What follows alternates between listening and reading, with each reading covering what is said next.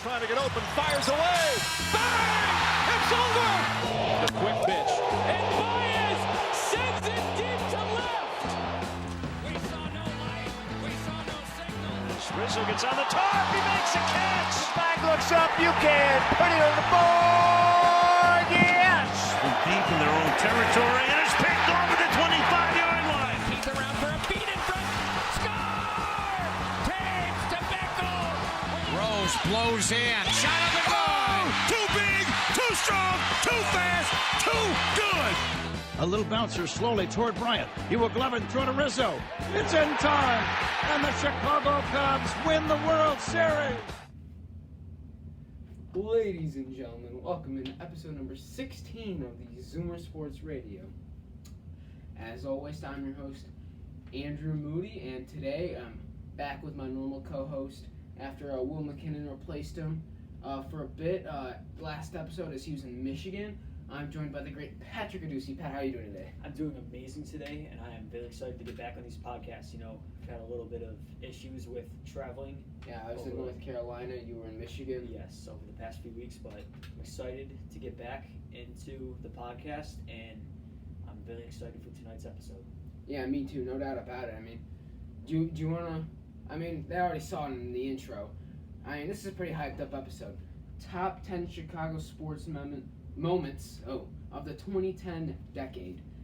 I mean, there's a lot of stuff in this decade, both good and bad. We're going to focus on the good. Maybe we'll focus on the bad in a future episode. Double doink. And the Eagles run out into the field, but there's still 5 seconds. And, another one. Steve Butman. 2017 draft day. The Chicago Bears select Mitchell Trubisky. 2017 NFL draft, second pick. Yeah, in that episode, we'll probably touch more on the Bears and probably the Bulls. But on this list, we're doing the positives only on this one. we're doing the positives only on this one. Not going to lie, just a warning, it's going to be a little heavy of Blackhawks and Cubs. But, I mean, they were the biggest winners of the decade. So, without further ado, let's go kick into us the off list. at number 10. At number 10, I'm repping them today. Barely made the list, but glad I wore them. Loyola Chicago Ramblers. It's kind of odd we're starting off with the college, but they did enough to make the list. You know, the Final Four run, the 2018 Sister College Jean. Madness. Sister Jean, the biggest icon of the tournament. Starting from the first game against Miami, you know, they miss a free throw. They got to get a shot off down the stretch. They get to Dante Ingram. He swishes a three from the top of the key. One timeout, they don't take it. He got it! He got it! Butler! And the Ramblers are moving on! I was watching that game at home. My heart kind of stopped when he made the shot, and just, I didn't know what to do. I mean, I was running all over the place. I was excited because I knew that was the first time in a while that Chicago was really represented well in March Madness, so it was a big time for the city. And that's the emotion that was showed throughout all Chicago sports fans. And to be fair, they got really lucky in the tournament. I think the first 3 wins were like all 2 points or less. But, I mean, they got the job done, and then against Kansas State in the Elite Eight, they just, put them down the drain. Got to the Alamo City, San Antonio in the Final Four. Yeah, Alamo Dome. I don't get how the Alamo Dome gets to host March Madness. It's a college dome. It's UTSA's home field. UTSA. They're holding it like AT&T Stadium in the Superdome, and the Alamo Dome gets it. Yeah, every other Final Four is hosted at NFL stadiums, but anyway. Nice NFL stadiums. Yeah, we talked about NFL stadiums in our last podcast prior to trips, so check that out definitely. But yeah, number 10 is Loyola Chicago. Yeah, go on to number 9. Final Four run. Continuing on years. Yeah.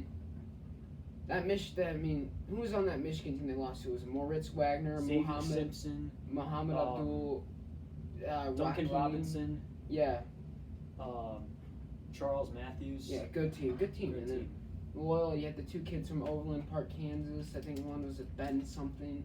Ben Richardson. Yes, that's it. And Dante Ingram's obviously.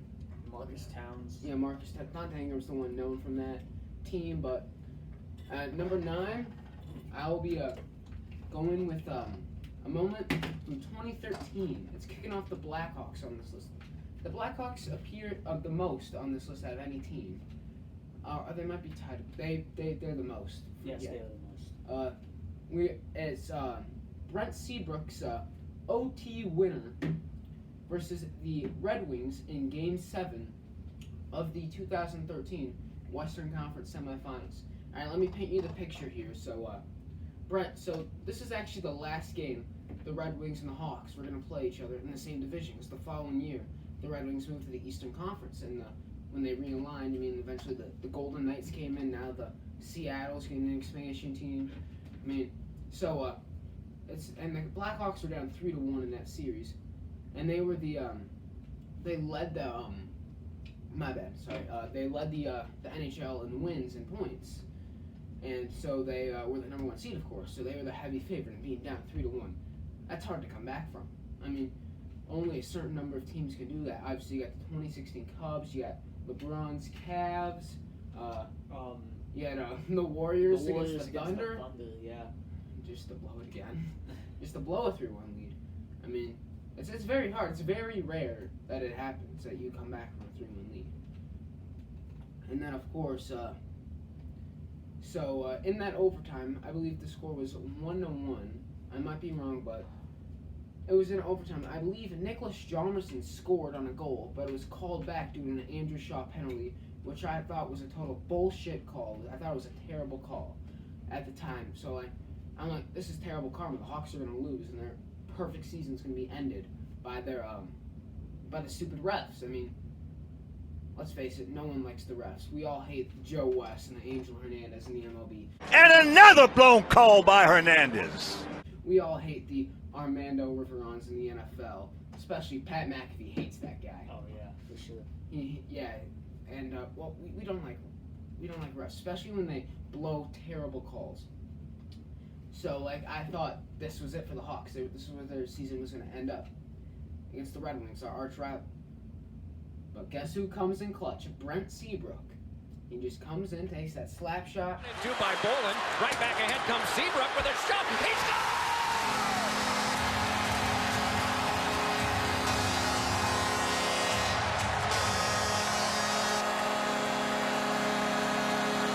Insane, especially since the refs called the original goal back. I mean, And then for Seabrook to go and do it. yeah, I mean, for the refs to call it back, I think mentally, for Seabrook to come in there, like, as if the play never happened and just hit that shot, I mean, it just showed, I mean, that's when the legends are made, under the lights, Game 7, and Brent Seabrook, as you said, came up in the clutch and took the Hawks over the refs and the Red Wings when it counted most. And You can just feel how loud and the atmosphere at the United Center that night. Like, really, I mean, the United Center has not been the same since 2015 as the Bulls and Hawks have struggled. But in that clip, it's just like it's just like a great atmosphere. It's loud. I mean, that was the greatest atmosphere in Chicago sports history until about 2015-16, with a certain team from a certain city that starts with a C and the rest is Hekag. Ends with an O. In the middle is Hekag. The Chicago Cubs. Not the Bears, where that Bill Swirsky references, according to. You ever seen Bill Swirsky's Superfans? I have not. It's the SNL sketch with the big Chicago guys. Chris Farley's on it, Mike Myers. It's SNL. They are talking. It's where the Bulls and the Bears comes from. As the Bears. The Bears. Why are we so blessed? Well, we'll get to that later, Todd. First They're off, talking about they're live from Ditka's restaurant.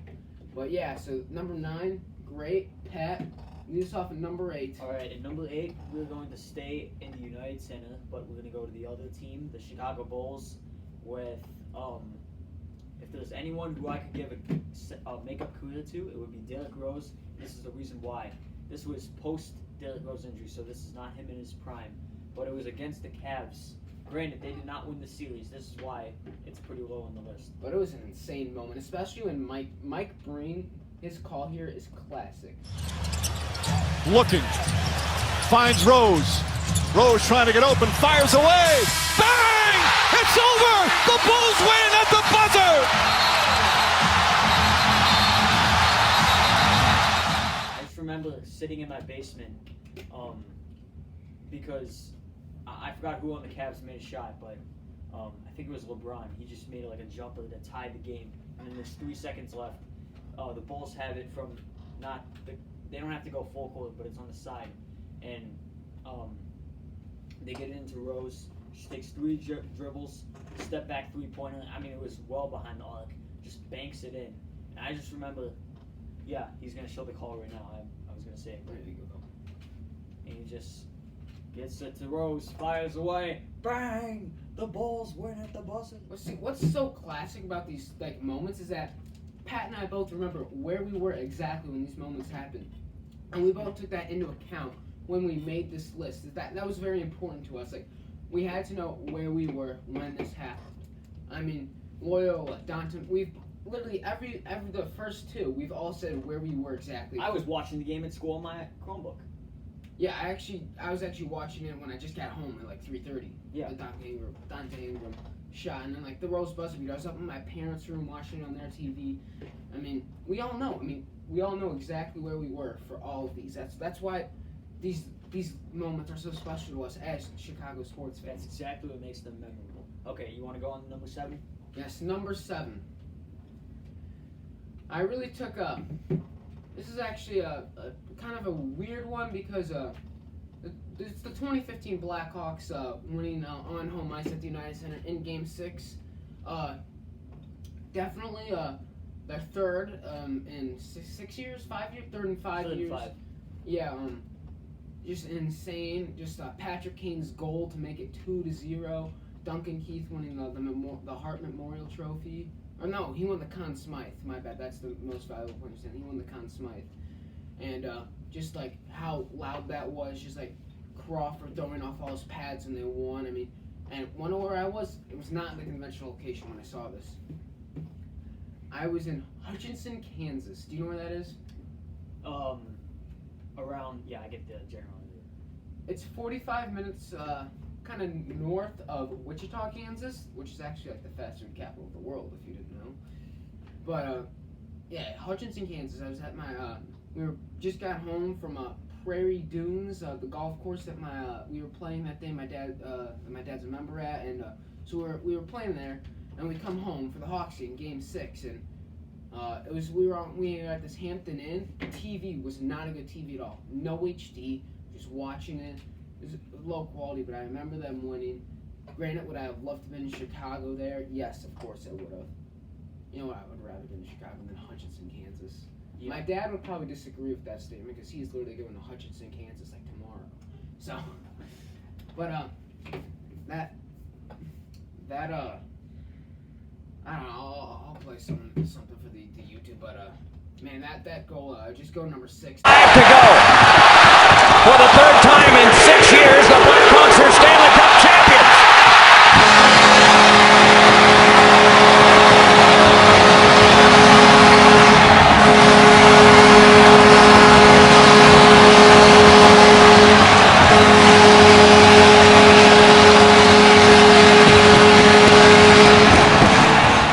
Very special moment.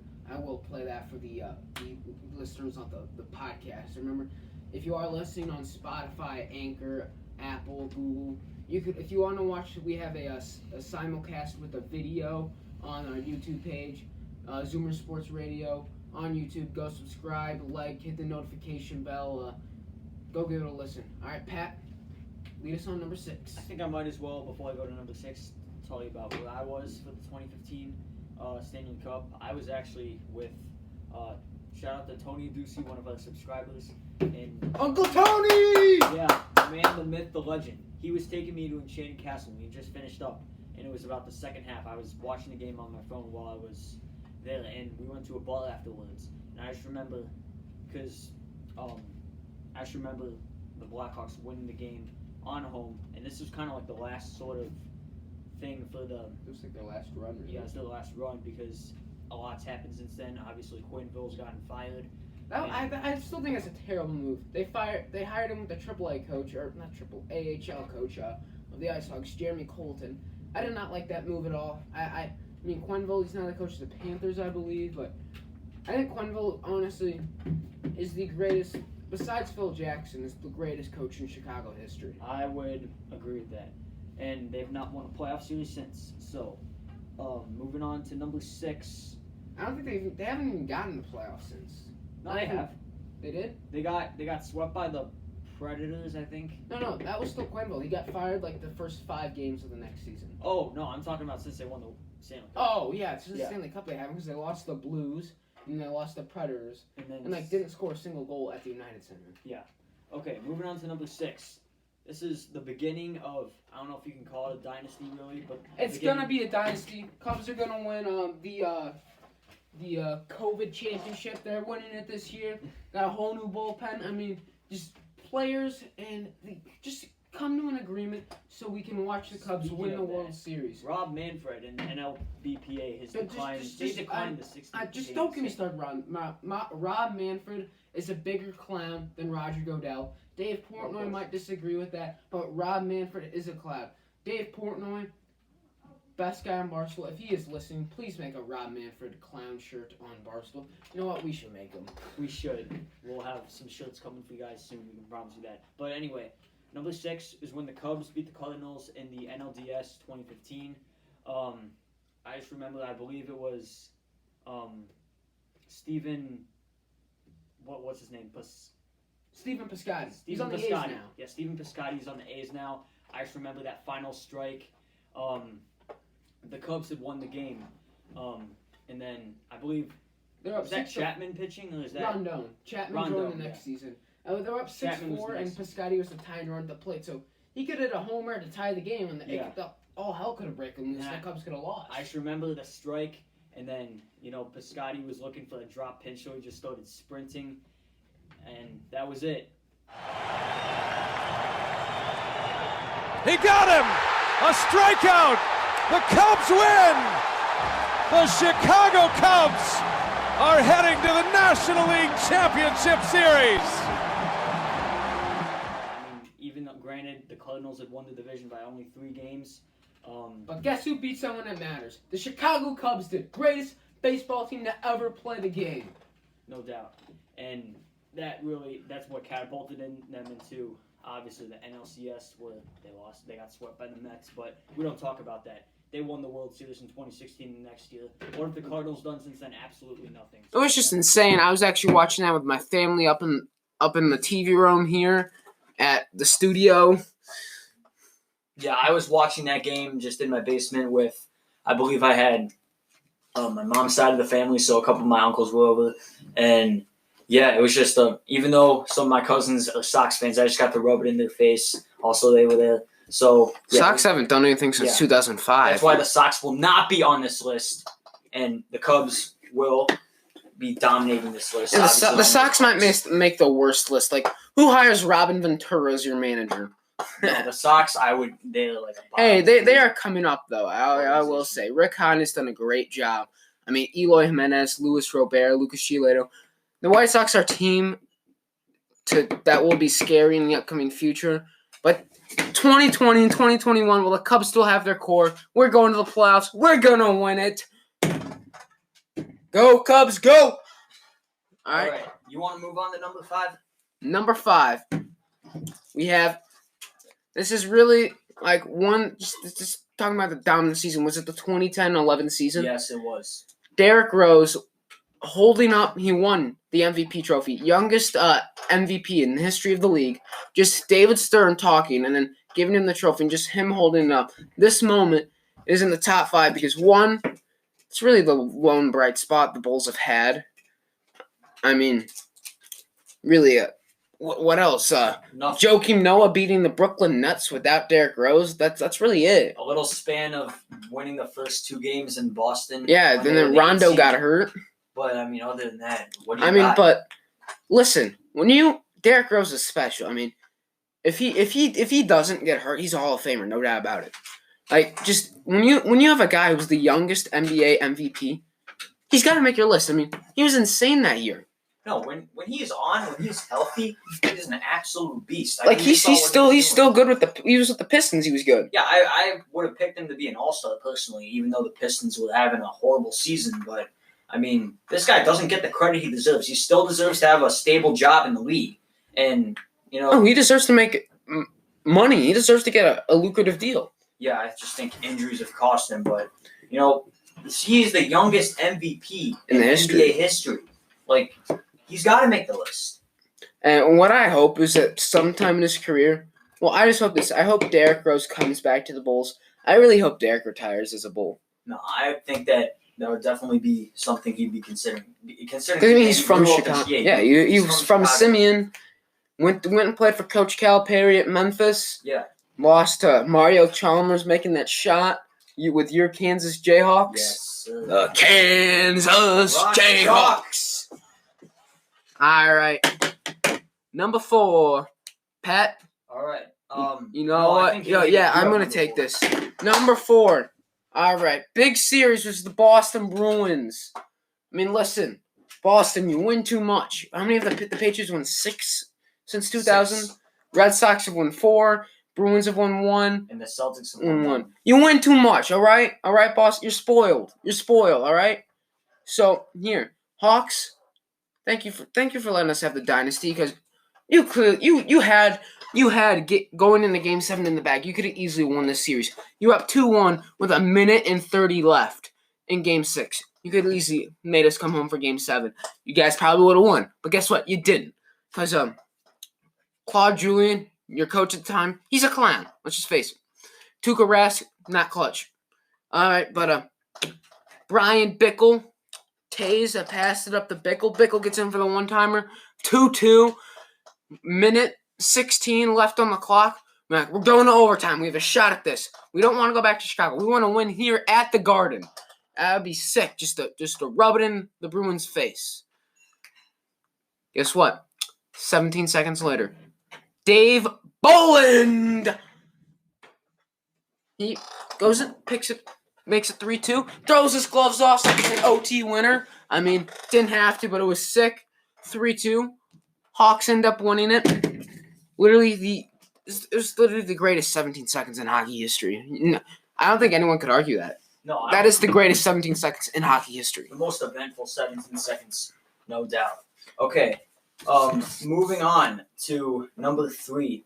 We have the Cubs. We're going back to Wrigley, winning the pennant at Wrigley against the Los Angeles Dodgers. This is the moment when a lot of people said, especially when they were down 2-1 to the Dodgers, that, I mean, even I, at some point, I mean, I never had doubt that they would come back. But, I mean, this was a time when a lot of Cubs fans were kind of on the henches and saying, maybe the Dodgers got this one in the bag. They've got us in the past. This is Kershaw's time. But no. He came back, took the lead at 3-2, took it back to Wrigley. And I just remember Chapman pitches, Yasiel Puig hits it, and then it goes right to Rizzo. And then I just remember the Cubs winning the pennant. I was actually at my grandparents' house for some reason because my parents wanted to go to a bar to watch the game. So I don't blame them. I don't blame them, but I of course would have wanted to be in that kind of environment because my grandparents didn't really care. But anyway, I was there. I got to scream my head off. It was awesome, and that was the first time that I truly felt success being felt as a Cubs fan, because of the first World Series in how many years was it? 50 or so? That was their first World Series in like 70-something years. I mean, first, then they ended up winning, like we all know. They broke the 108-year curse, but, man, that was the most insane Game 6. I mean, Clayton Kershaw, he shut us out. He won Game 2, 1-0 versus us at Wrigley. Their only run was, I think, Adrian Gonzalez homer into the basket. It was either him or Andre Ethier. I'm pretty sure it was Adrian Gonzalez in Game 2. And Game 3, we just got destroyed. We just got flattened on our bums. Like, we could not hit. And then Addison Russell and Anthony Rizzo picked us up. As much as I don't like Addison Russell, we would have not won 2016 without him. We would not have, As much as I don't like him, that's just a fact. We're going to put the future in the future. Let's just focus on 2016. He's a missing puzzle piece if we didn't have him. If we didn't, because Baez was not as matured as he is now. Back in 2016, like remember when Baez was like swinging it, pitches over his head. He walked maybe 10 times a season. No offense. Dude, come on. what was I say? But yeah, just Chapman and Joe Madden overused Chapman in the playoffs. But here's Pat and Ron's call of Chapman's first pitch to Puig, the double play. Yasiel Puig pinch hitting, and he will hit a ground ball toward short. Russell goes to Baez, one over to first. The Cubs are going to the World Series. The Cubs win the pennant. I mean, that video still gives me. I have goosebumps from that. And even I'm gonna have even more goosebumps from the number. We all know what number 1, number 2 is on this list. All right, we pretty much know it.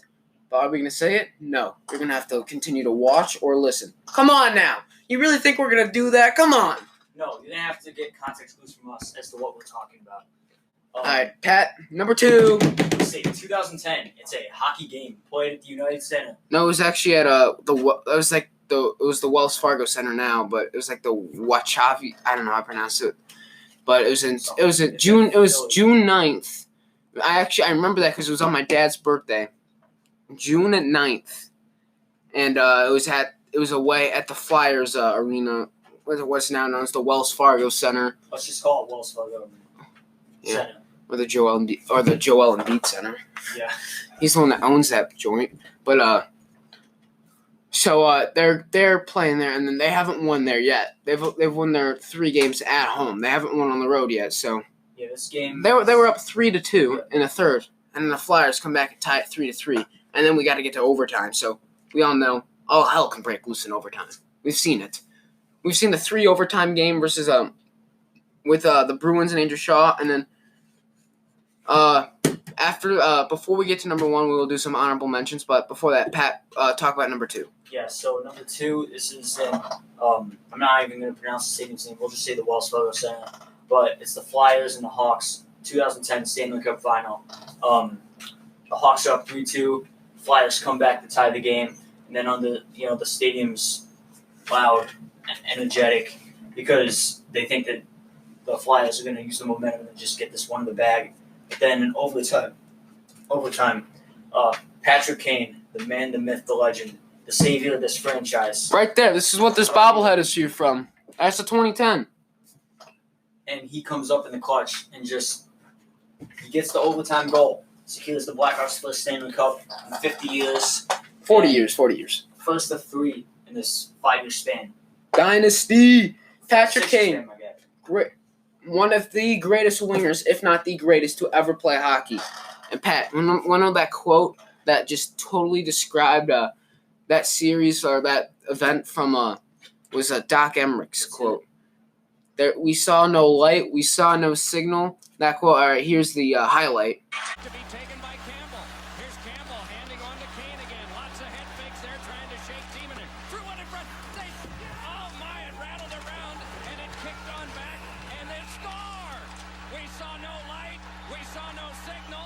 And we're not sure if they've set a signal of a goal yet, but they are celebrating at the other end of the ice. What chaos. Definitely one of the only players in the NHL, certainly in his prime, that could have came through in the clutch over those circumstances he had. I would say him, Alex Ovechkin on the Capitals, Sidney Crosby on the Penguins, probably not Connor McDavid on the Oilers, I would say so. and Austin Matthews on the Blue Jays. The Blue Jays. Blue Jackets. The Maple Leafs. Maple Leafs. I got the Toronto teams mixed up. But those 5 guys, they're once in a generation talents. And they will come through in the clutch when you need them. And I think he's still got it in him, and it's exactly what he showed. Those guys that you mentioned, obviously Ovechkin's proven it with the Capitals Stanley Cup a couple years ago. But yeah, he proved why he's Patrick Kane and one of the best players of this generation. So yeah, Blackhawks winning the first Stanley Cup in 50 years is at number 2. Take us away at number 40 1. years again. All right, guys, we all know what number 1 is. You know what it is. I know what it is. You guys listening and watching know what it is. Pat Hughes knows what it is. Ben Zobrist knows what it is. Yeah, he especially knows what it is. Literally everyone in the world knows what it is, even Sox fans. And they aren't afraid to admit it. No, they aren't. I mean, hey, if we go back, if we did the 2000s, I say the Sox in 05 would win number 1 too. No, I'd say so also. I mean, the 05's decade, that was not a good winning decade at all for Chicago sports, but here we go. Number 1, we have your 2016 Chicago Cubs winning the World Series versus the Cleveland Indians. First of all, they came back. Cleveland, this is for you. All right, before we talk about it, we're going to talk about the situation leading up to Game 7. So, Cubs are down 3-1 versus the Indians, who've been red hot all postseason. I mean, like, no one thought they were going to be stopped. No. I mean, like, the Cubs were a team of destiny. Like, even Bruce Bochy said it in his postgame interview after losing to the Cubs in the NLDS after they were up 5-2, and then the Cubs came back with a 4-run top of the 9th inning. You know, with the way the ball bounced that last inning, I hate to use the word destiny, but they've had a great year, and that's quite a comeback they mounted there. And listen, they were a team of destiny. You know, they were the best team in baseball. You know they were going to come back and win the next 3 games. And guess what they did? So Game 7, Pat and I were at my neighbor. We were at Eric Shaw's house. My neighbor, Greg and Eric Shaw, great people. Along also there we had Ryan from the show. Our friends Luke Newfer, Nolan King were there. I think that's it, but they were there. So we was a group of like 6 of us, and your dad was there, which is awesome because Pat's dad actually played baseball at Augustana College in Rock Island, Illinois, home of the best sandwich shop in the world, Arthur's Garden Deli. Yes, sir. A little more enthusiasm next time. Come on, you're talking about the best sandwich place in the world. Come on, Pat.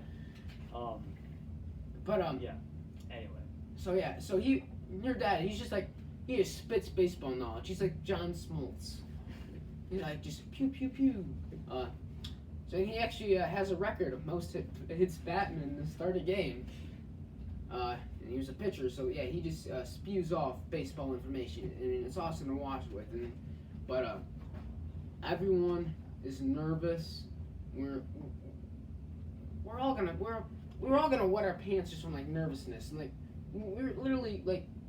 All right, I'll just give you that. You could join me like. Oh, but before that, RE. So like, here in our town, we had this church thing. They canceled RE. No. They made it where you could go with 3, 4, or 7, and literally when we you could go 4 or 7. Yeah.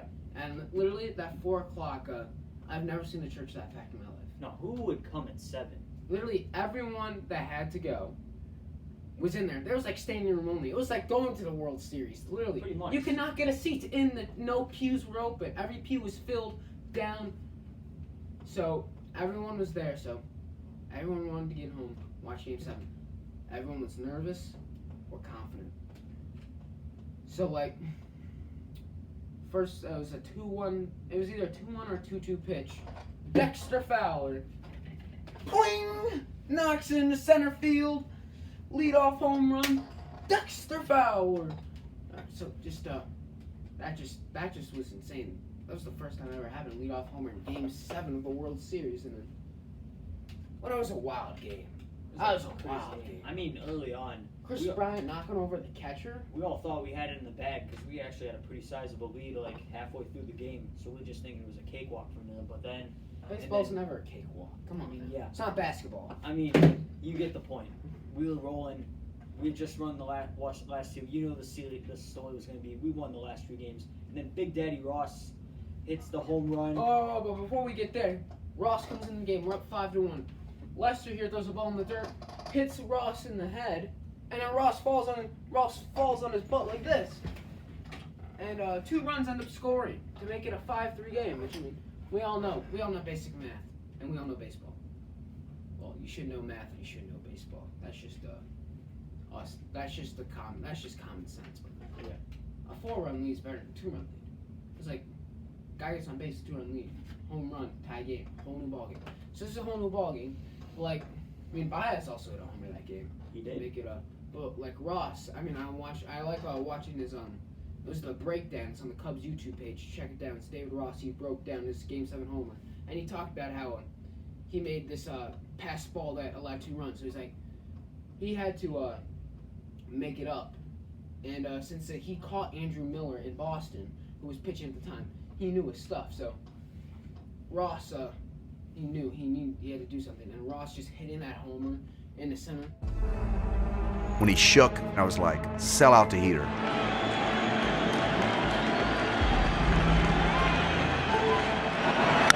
Ross flies one into center. I was choked up. I shortened my stride, just threw my hands at the ball, and it was where I like it. Sends Davis back at the wall. I hit it, and it starts going. And Rajay's running back. I seen sizing it up, and I'm like, I'm not getting robbed of a home run. And Game 7. It's gone! The 39-year-old in his final game, David Ross. Notice, all 3 of the home runs the Cubs hit that game were in like the exact same spot at Progressive Field. You know, like that left or the right center, like gap kind of center field, like, and they're all like barely over the fence. Like I thought Rajai Davis had I thought he had Fowler's. I thought he had Ross's.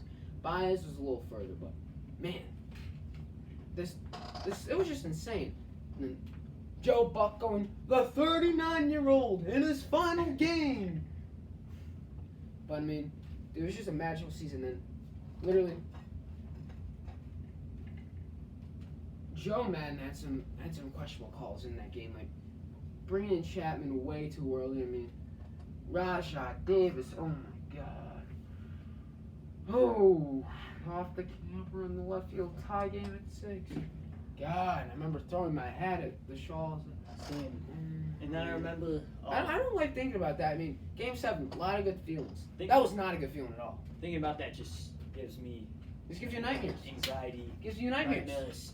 And then I remember... fact after that. Yeah, I remember in overtime, the 10th inning, there was a tie game, obviously, and... there's the rain delay in between. Yeah, the rain delay in between. I mean, Hayward gave a speech.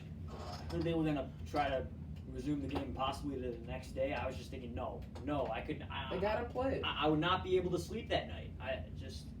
What do you think? How do you think the players would get no sleep? How do you think the players would play with Jello? What do you mean? Like their legs would be Jello. Like they just could not. They couldn't sleep. Like I feel like that's not going to be able to play. I mean, that might have been an advantage for the Indians because they got to sleep in their own beds. No, the home field advantage also, and the Cubs. I mean, what were they going to do? Well, honestly, that was kind of an advantage for the Cubs because Schwarber couldn't play the field. So when we had the extra game in Cleveland, he could bat. Mm-hmm. I mean, Kyle Schwarber was such an underrated part of that World Series because you remember he tore his ACL in April of that season running into Dexter Fowler in Arizona. He made the comeback of a as lifetime. good a comeback as you can imagine. I mean, he had some huge moments in that entire postseason actually, and I just remember going back to the 10th inning. Cleveland hits a foul ball right, I believe.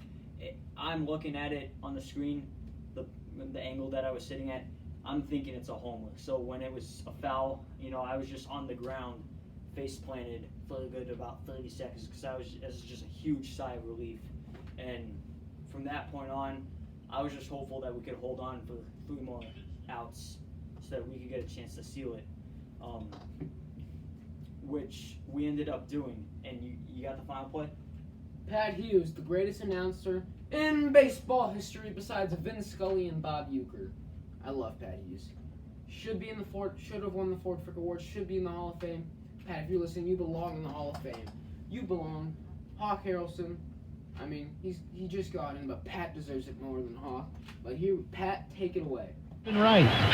A little bouncer slowly toward Bryant. He will glove it and throw to Rizzo. It's in time.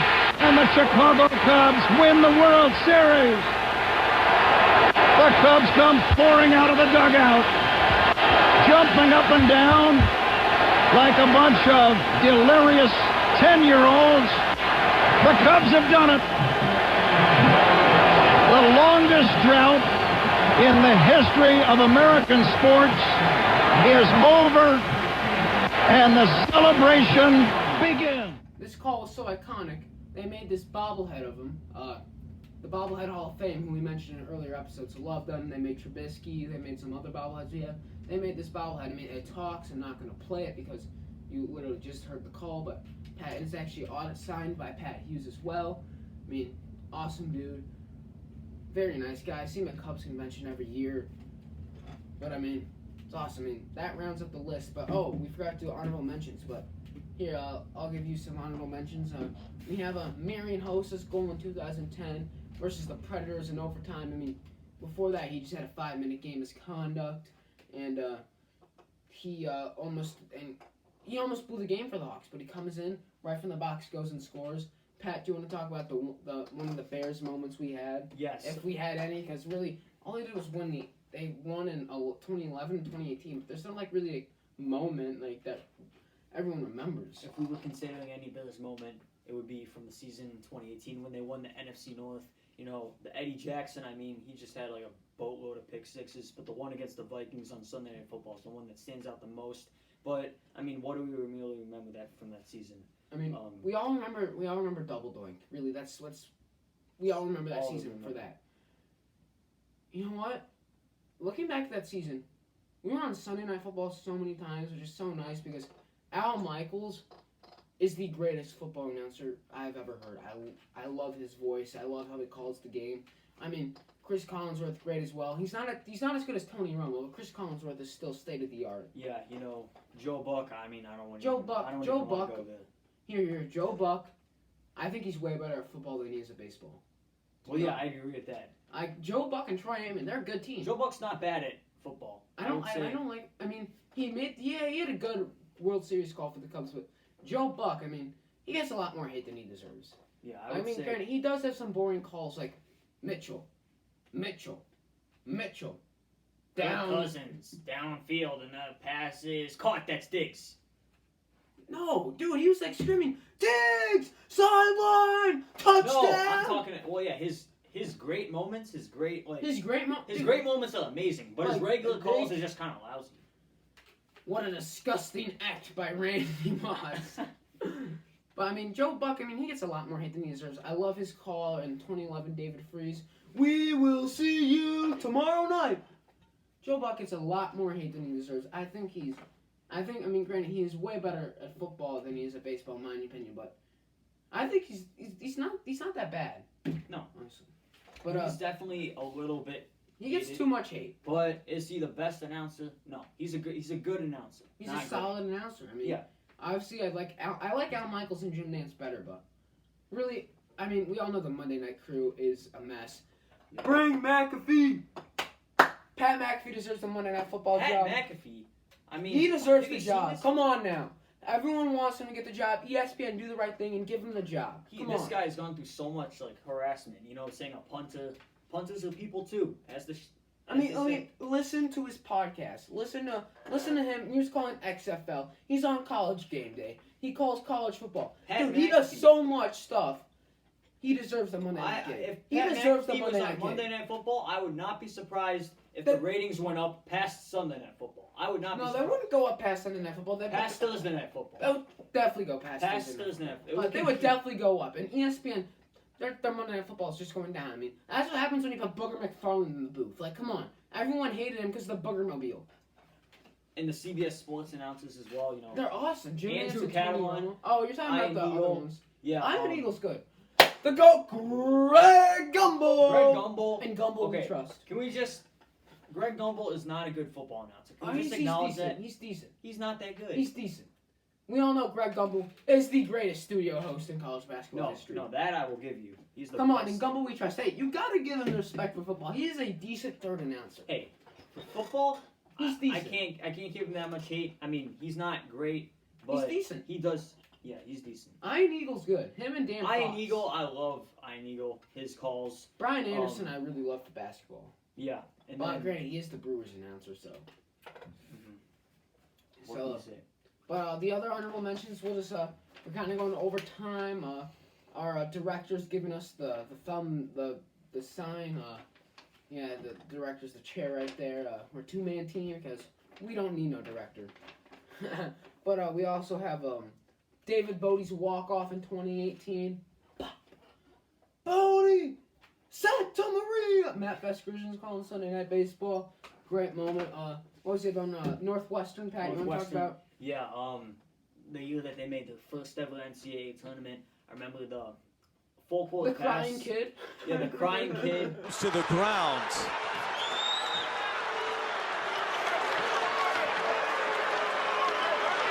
These Northwestern fans. It's an easy call when that elbow gets... Boy, he's back.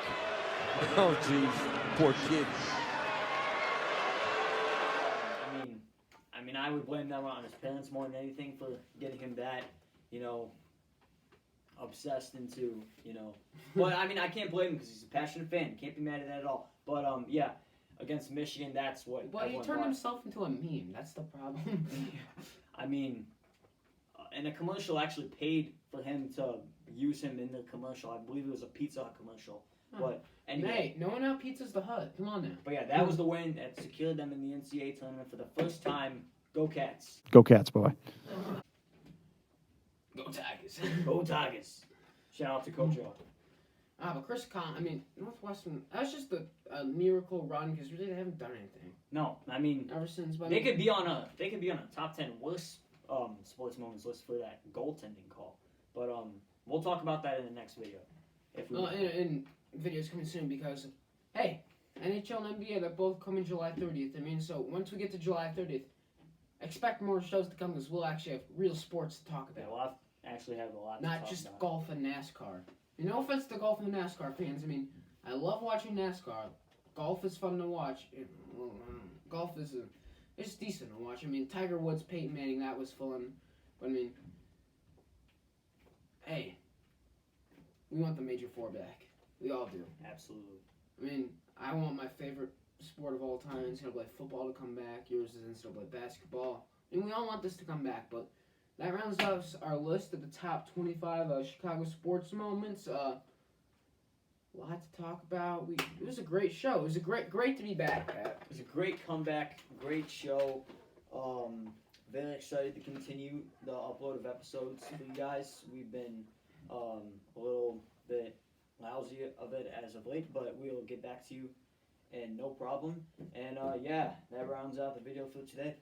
Yeah, so thanks you guys for watching. Remember, follow us on Spotify or Apple, and share this with everyone you know. The more the merrier. We'd love interact with us on the YouTube when we do live streams. We do those every once in a while. Follow us on Instagram at Gucci Adusi 87 or something. At Mood Swings. No, at Andrew Moody. Andrew Moody, yeah. Nah. But yeah, so that's it for today. Pat?